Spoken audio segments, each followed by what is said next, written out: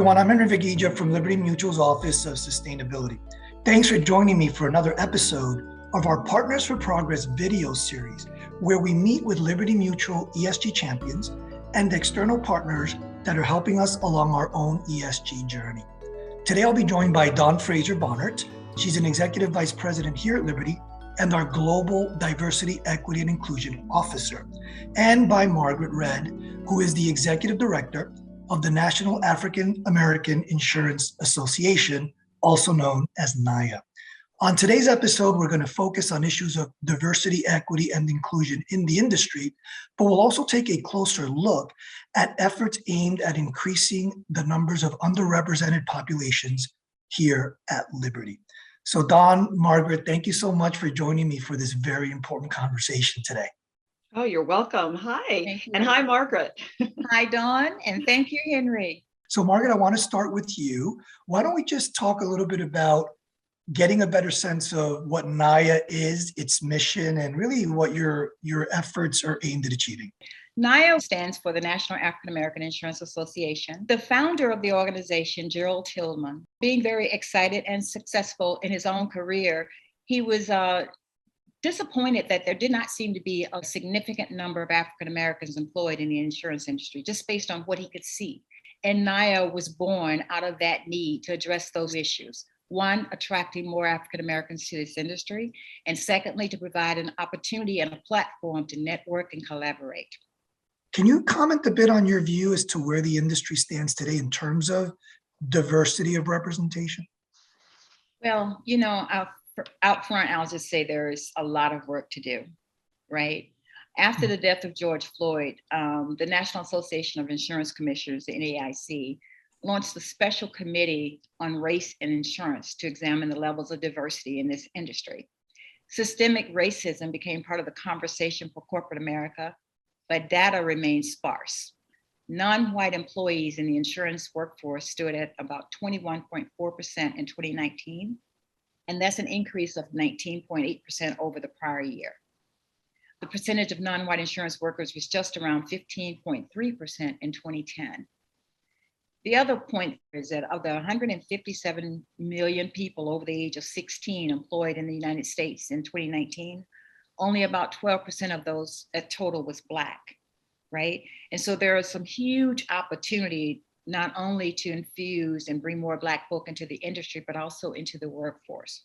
Thank you for that. And so Dawn, you're right in the thick of it, obviously, as the global DEI officer for a very large, global insurance company. But as you listen to Margaret, can you comment a bit on the progress you think that's been made, and what's your take on the state of representation in the industry right now?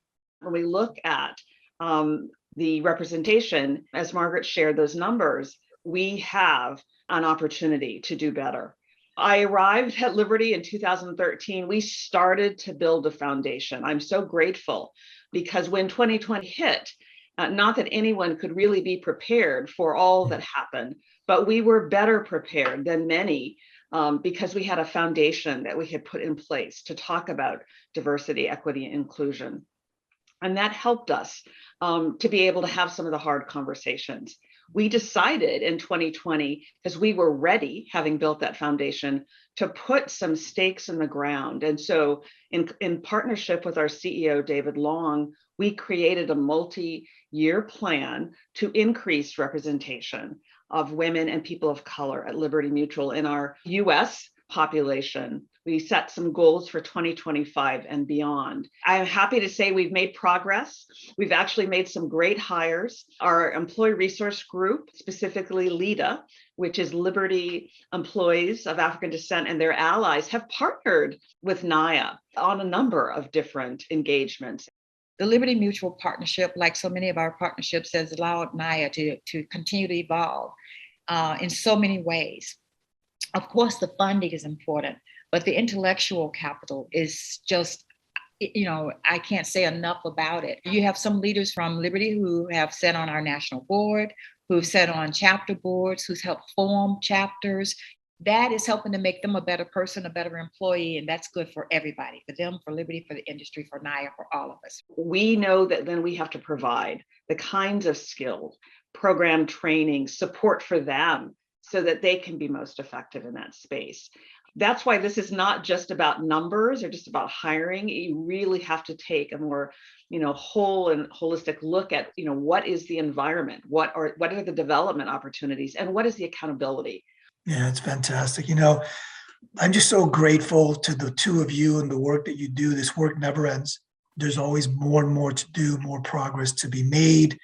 And it's partnerships like this that obviously are vital. And as, again, anyone listening out there, part of an organization that's thinking about how to maybe move the needle and take things forward, I would highly recommend that they consider these kinds of partnerships. And they can always reach out to us. They can reach out directly to Margaret. And Margaret, I'm going to give you the last word. I think this has been a fantastic discussion. And if you have one thing that you want viewers to take away from all of this, what would that be? We're on a journey to do some work that's major. It's not nice to do work. It's business critical work, right? It's about our future and the future of the people behind us. And so I think the one thing I would say is get involved, be engaged, commit, hold yourself and others accountable.